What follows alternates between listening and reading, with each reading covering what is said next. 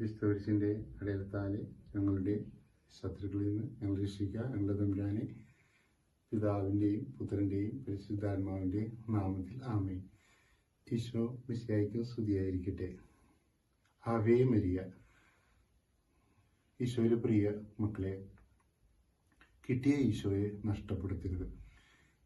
ഇന്ന് മക്കളോട് ഞാനൊരു കഥ, സംഭവിച്ച ഒരു കഥയാണ് മക്കളോട് പങ്കുവയ്ക്കുന്നത്. നിങ്ങളുടെ കുടുംബങ്ങളിലുള്ള കുഞ്ഞു മക്കളോട് ഈ കഥകൾ പറഞ്ഞു കൊടുക്കണം. ഞാൻ ആദ്യമേ പറഞ്ഞായിരുന്നു, ഒത്തിരി കഥകൾ എൻ്റെ മനസ്സിലുണ്ട്. അത് പറയുവാനായിട്ട് ഉള്ളൊരു വേദിയായിട്ട് ഇത് എടുക്കുകയാണ് കേട്ടോ. മക്കളെ, ആരംഭ കാലഘട്ടങ്ങളിൽ ഈശോയുടെ മരണശേഷം ഒത്തിരിയധികം പീഡാസഹനങ്ങളിലൂടെയാണ് സഭ കടന്നുപോയത്. ഒത്തിരി വിശുദ്ധരുടെ ചൂടുചോര വീഴ്ത്തപ്പെട്ടിട്ടുണ്ട്. കത്തോലിക്ക സഭയാകുന്ന ആ പടുവൃക്ഷം വളരുവാനായിട്ട് ഒത്തിരി രക്തം ചിന്തേണ്ടി വന്നിട്ടുണ്ട്. രാജാക്കന്മാരിൽ നിന്നും പീഡനങ്ങൾ ഒത്തിരി സഹിക്കേണ്ടി വന്നിട്ടുണ്ട്. അപ്രകാരം പീഡനങ്ങൾ അങ്ങോട്ട് കത്തിപ്പടർന്നപ്പോൾ ഒരു ക്രിസ്തീയ സമൂഹം റോമില് അവർ ഭൂമിക്കടിയിലുള്ള രഹസ്യ അറകൾ, കാറ്റാക്കോമ്പ് എന്ന് പറയും, അവിടെ ഒരുമിച്ച് കൂടി അവർ 2 മാസമോ 3 മാസമോ കൂടുമ്പോഴാണ് ഒരു ബലിയർപ്പിക്കാൻ അവർക്ക് സാധിക്കുക.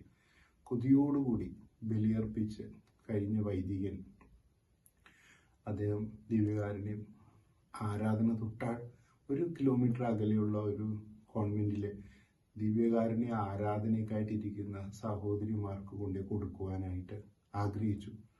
പക്ഷെ ഇത് രഹസ്യത്തിൽ വേണം ചെയ്യാൻ.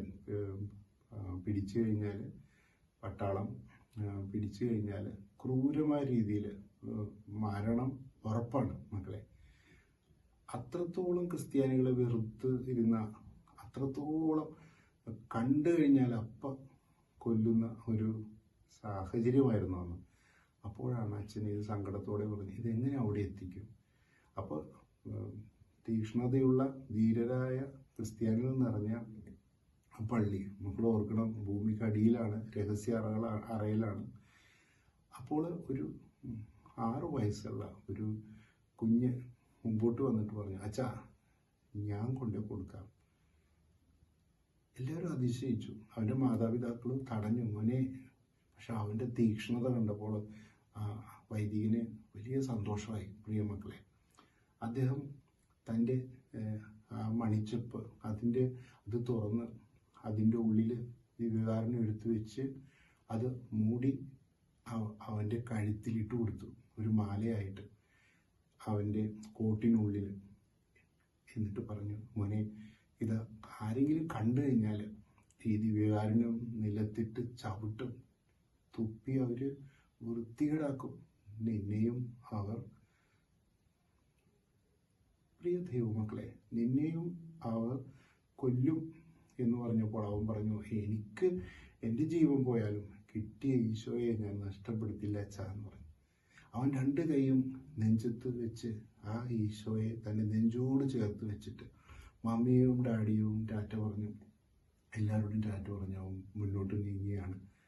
പ്രിയ ദൈവമക്കളെ, അവനങ്ങനെ മുന്നോട്ട് കോൺവെന്റ് ലക്ഷ്യമാക്കി പോയിക്കൊണ്ടിരിക്കുമ്പോഴാണ് പെട്ടെന്ന് 2 പട്ടാളക്കാർ, റോമൻ പടയാളികൾ, ഇതാ ഈശോയോട് ക്രൂരമായിട്ട് അവർ ചെയ്തു. നമുക്കറിയാം ഈശോയെ എത്രത്തോളം ഈശോയ്ക്ക് പീഡനങ്ങൾ ഏൽപ്പിച്ചത് നമുക്കറിയാം. അപ്പോൾ ഈ കേട്ടതെല്ലാം ഇവൻ്റെ മനസ്സിലുണ്ട്. ക്രിസ്ത്യാനികളെ പിന്നെ ശിരസ് മുതൽ പാദം വരെ തുണി ചുറ്റി എണ്ണയിൽ മുക്കി തീപ്പന്തമായിട്ട് സ്ട്രീറ്റ് ലൈറ്റായിട്ട് ഉപയോഗിക്കുന്നു. തിളച്ച എണ്ണയിലിട്ട് വറുക്കുന്നു, തൊലിയുരിയുന്ന യന്ത്രത്തിൽ ക്രിസ്ത്യാനിയായിട്ട് ഈശോയെ തള്ളിപ്പറയും. ഈശോ എനിക്ക് വേണ്ട, എനിക്ക് രാജാവിനെ മതി, അല്ലെങ്കിൽ ലൗകിക സന്തോഷം മതി എന്ന് പറഞ്ഞ പീഡനയന്ത്രത്തിൽ നിന്ന് ഒഴിവാക്കും. ഇതെല്ലാം അവൻ്റെ കൊച്ചു മനസ്സിലുണ്ട്. പിന്നെ നമ്മുടെ പൗലോസ്ലീഹയുടെ ശിരച്ഛേദനം ചെയ്ത് 3 പ്രാവശ്യം ശിരസ് താഴെ വീണ് തെറിച്ച് 3 സ്ഥലത്ത് 3 ഉറവുണ്ടായ ഈ കാര്യങ്ങളെല്ലാം അവൻ്റെ മനസ്സിലുണ്ട്. പക്ഷേ പെട്ടെന്ന് ഈ ഭടന്മാരെ കണ്ടപ്പോൾ അവനൊന്ന് അവിടെ നിന്നുപോയി, മുന്നോട്ട് പോകാൻ പറ്റാതെ. അങ്ങനെ അവർ അടുത്ത് വന്നപ്പോൾ ഇവനെ കണ്ടപ്പോൾ ഇവൻ്റെ മുഖത്തിൽ എന്തോ ഒരു ഭാവം മാറ്റം കണ്ടപ്പോൾ അവർക്ക് സംശയം തോന്നി. നീ എവിടെ പോയതാണെന്ന് ചോദിക്കുന്നു. അപ്പോൾ അവൻ പറഞ്ഞു, അവനിങ്ങനെ വിക്കി അവർക്ക് സംശയം തോന്നി. നീ ക്രിസ്ത്യാനിയല്ലേ, നീ പള്ളി പോയതല്ലേ, എവിടെയാണ് നിങ്ങളുടെ പള്ളി?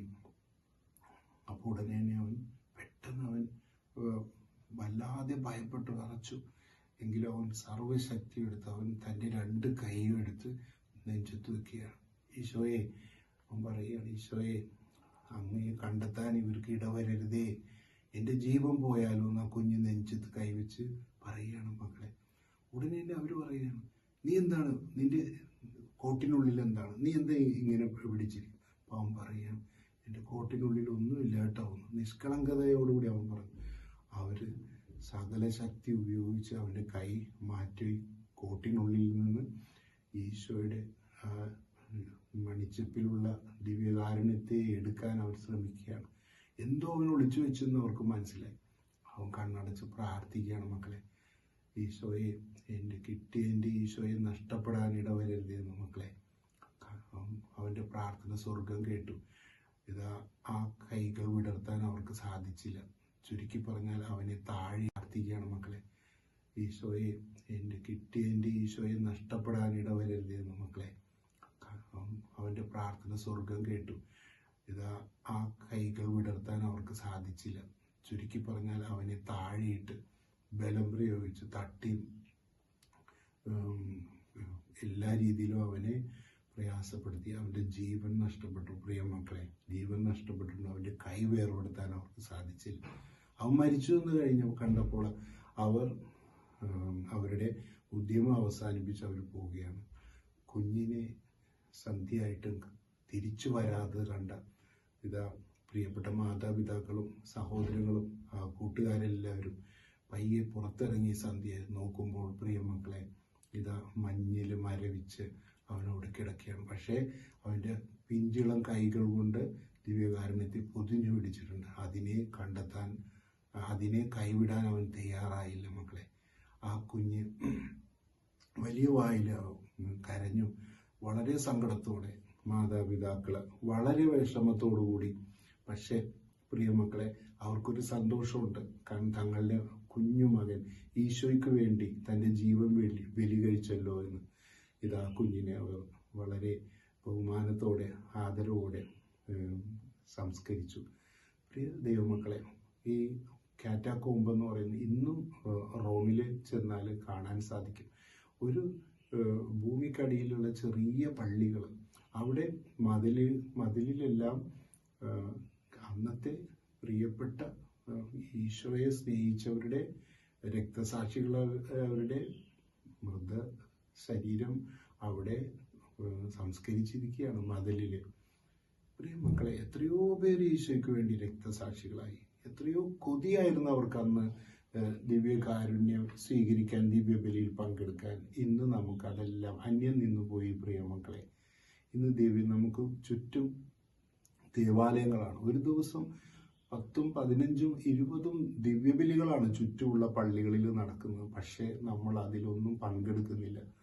നമ്മൾ ഞായറാഴ്ച പോലും ദിവ്യബലിയിൽ പങ്കെടുക്കാനായിട്ട് നമ്മൾ മടി കാണിക്കുന്നു. കുർബാന തുടങ്ങിക്കഴിഞ്ഞിട്ട് നമ്മൾ ദിവ്യബലി, ദൈവവചന വായന കഴിഞ്ഞിട്ട്, കാഴ്ച സമർപ്പണം കഴിഞ്ഞിട്ടൊക്കെ ദിവ്യബലിയിൽ പങ്കെടുക്കാൻ നമ്മൾ ഞായറാഴ്ച പോലും കടന്നു വരുന്നു. പ്രിയമക്കളെ, നമ്മളൊരു നല്ലൊരു സിനിമ കാണാൻ തിയേറ്ററിൽ പോകുമ്പോൾ നമ്മളത് മുൻകൂട്ടി ബുക്ക് ചെയ്ത് സീറ്റ് ഉറപ്പാക്കുന്നു. 1 മണിക്കൂർ മുമ്പേ നമ്മൾ തിയേറ്ററിൽ പോകുന്നു. ആ ഒരു ബഹുമാനം പോലും നമ്മൾ ദിവ്യബലിയോടും ഈശോയോടും കാണിക്കുന്നില്ലല്ലോ മക്കളെ. അപ്പോൾ ഈശോ എന്തോരം സങ്കടപ്പെടും. അതുപോലെ തന്നെ ദിവ്യകാരുണ്യം സ്വീകരിച്ച് കഴിഞ്ഞാൽ നമ്മൾ കുമ്പസാരിച്ച് ദിവ്യകാരുണ്യം സ്വീകരിച്ച് കഴിഞ്ഞാൽ പ്രിയ ദൈവമക്കളെ, എൻ്റെ ഉള്ളിൽ എൻ്റെ ഈശോ വന്നിട്ടുണ്ടെന്നുള്ള ആ ഒരു ബോധമില്ലാതെ 1 മണിക്കൂർ പോലും കഴിയുന്നതിന് മുമ്പ് നമ്മൾ അനാവശ്യമായ സംസാരങ്ങളും വാക്ക് തർക്കങ്ങളും തല്ലുപിടുത്തങ്ങളും കുടുംബകലഹങ്ങളിലേക്കൊക്കെ ഏർപ്പെട്ട് നമുക്ക് കിട്ടിയ ഈശോയെ നമ്മൾ നഷ്ടപ്പെടുത്തുകയാണ് മക്കളെ. അപ്പം ആ കുഞ്ഞു വിശുദ്ധനെ പോലെ കിട്ടിയ ഈശോയെ നഷ്ടപ്പെടുത്താതെ കാത്തു സൂക്ഷിക്കാൻ. പണ്ടെല്ലാം വിശുദ്ധരായ നമ്മുടെ പൂർവികരിലെ 12 മണിക്കൂർ അവർ ഈശോയെ സ്വീകരിച്ചു കഴിഞ്ഞാൽ 12 മണിക്കൂർ അവർ നന്ദി പറയാൻ ചെലവഴിക്കും. പിന്നീടുള്ള 12 മണിക്കൂർ അവർ വീണ്ടും ഈശോയെ സ്വീകരിക്കാൻ ഒരുങ്ങി അവരുടെ ഹൃദയത്തെ ഒരുക്കും. അങ്ങനെയായിരുന്നു മക്കളെ. നമുക്കും തിരിച്ചു വരാം. വലിയ സ്നേഹം നമുക്ക് ദിവ്യകാരുണ്യത്തോട് കാണിക്കാം. വലിയ സ്നേഹം ദിവ്യബലിയോട് കാണിക്കാം. നമ്മുടെ ശിഷ്ടജീവിതത്തിൽ എത്രത്തോളം നമുക്ക് ദിവ്യബലിയിൽ പങ്കെടുക്കാൻ പറ്റുമോ അത്രത്തോളം ദിവ്യബലിയിൽ പങ്കെടുക്കാം. ദൈവം നിങ്ങളെ സമൃദ്ധമായി അനുഗ്രഹിക്കട്ടെ. Please the Lord.